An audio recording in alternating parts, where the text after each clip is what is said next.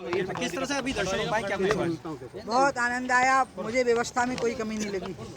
सफाई भी बहुत अच्छी है, व्यवस्था भी अच्छी है और लोगों को कम से कम परेशानी में दर्शन हो जाएं और हमारे जैसे लोग भी उनके लिए परेशानी का कारण न बने, इस हिसाब से बहुत अच्छी व्यवस्था है। नरेंद्र सिंह तोमर जी को जिला संयोजक बना दिया है मध्य प्रदेश। जिला संयोजक जी प्रदेश संयोजक बना दिया चुनाव को देखते हुए, तो उसमें क्या है, कोई भी बन जाए, हमें सरकार बननी ही है। और क्या कुछ सावन में क्या कुछ खास रहा आपके लिए, क्या कुछ मांगा है भगवान महाकाल से? ये 2 सावन है क्योंकि बीच में पुरुषोत्तम मास आ रहा है, तो इसकी विशेषता है कि हरिहर का मिलन है ये। तो हरिहर का मिलन होने से क्या होता है, विष्णु पोषक हैं और शिव जो हैं वो अंत में सृष्टि का अपने अंदर लोप कर लेते हैं और फिर बाहर निकलती है जब सृष्टि तो विष्णु उसका पोषण करते हैं।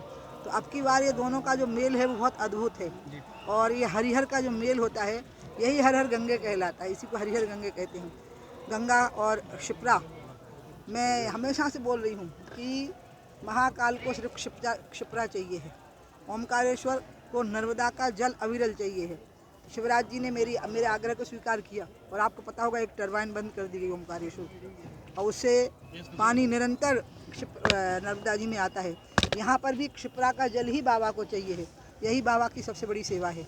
तो इसलिए वो भी, इसके लिए भी सब प्रयास हो रहे हैं, तो इसलिए बहुत अच्छा होने वाला है। मुझे लगता है कि ये जो पुरुषोत्तम मास दोनों सावन के बीच में आ गया, 2 सावन हो गए और एक पुरुषोत्तम मास हो गया, ये अपने आप में बहुत कल्याणकारी साबित होगा भारतवर्ष के लिए और हमारे प्रधानमंत्री मोदी के लिए और हमारे भैया शिवराज के लिए। दीदी मिशनरी स्कूल में तिलक को लेकर वहाँ आपत्तिजनक तिलक और कलाबा और ये सब तो बहुत पर्सनल चीज़ें होती हैं, जैसे हेयर स्टाइल, जनेऊ, इस सब पर थोड़ा ना आपत्ति हो सकती है। लेकिन मिशन स्कूल में छात्र जब टीका लगा के जा रहे हैं तो उनकी पिटाई की गई।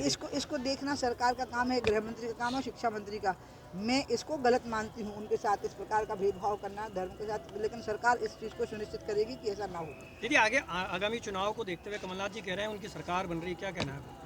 इसको कहे बिना तो कोई चुनाव लड़ेगा ही नहीं ना, तो इसलिए हम किसी के लिए, मैं तो बीजेपी के लोगों को भी समझा रही हूँ कि कांग्रेस के लोगों का हर बात में मजाक मत बनाया करो। वो विपक्ष है, उनका लोकतंत्र में अपना एक अधिकार होता है, एक स्थान होता है। आपका स्थान लोगों के दिल में है, लोगों के दिल में बीजेपी बैठी हुई है, लोगों को बीजेपी का कोई दूसरा विकल्प नजर नहीं आता। सारे दुनिया के नेता इकट्ठे हो जाए, आप मुझे बताइए मोदी का कोई विकल्प है? क्योंकि मोदी किस अधिष्ठान पर खड़े हैं, राम और रोटी के। रोटी भी है, हिंदुत्व भी है, राष्ट्रवाद भी है, अच्छा डिफेंस भी है, स्वदेशी भी है, तो मुकाबला तो हेड से होगा ना। हाथ पांव कितने मजबूत हो, सिर ही गायब हो जाएगा तो सिर तो है ही नहीं, तो इसलिए कोई मुकाबला नहीं है। लेकिन प्रदेश में तो शिवराज सिंह अभी चेहरा दिखाई दे रहे हैं। नहीं, शिवराज सिंह की चेहरा हमेशा से ही रहा है और इन सब विषयों पर बोलना मेरा काम नहीं, बीडी शर्मा का काम है। मैं शिवराज जी का बहुत सम्मान करती हूँ, उनको बड़ा भाई मानती हूँ और उनने जो शराबबंदी की, बस मैं यहाँ से लौट के गई और मुझे खुशखबर मिली 18 के बाद जो मैं गई मुझे खुशखबरी मिली और उससे मैं बहुत खुश हूँ। 2500 आते एक साथ गिरा दिए गए।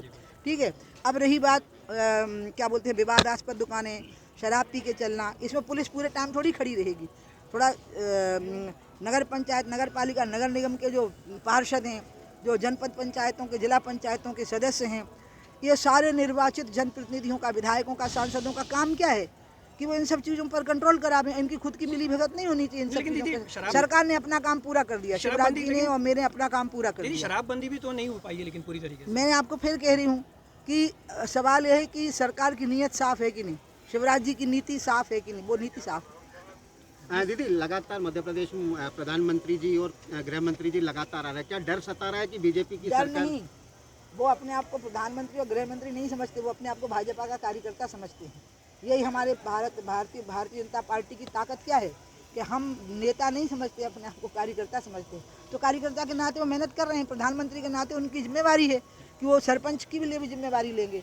और गृह मंत्री अमित शाह खुद बहुत कष्ट उठाए हैं, जेलों में रहे हैं वो भाजपा की रक्षा के लिए, हिंदुत्व की रक्षा के लिए, तो इसलिए वो लोग तपस्या कर रहे हैं, हम भी तपस्या कर रहे हैं, सब तपस्या कर रहे हैं। सिंधिया जी क्या चेहरा हो सकते हैं आने अरे वाले आप चुनाव में?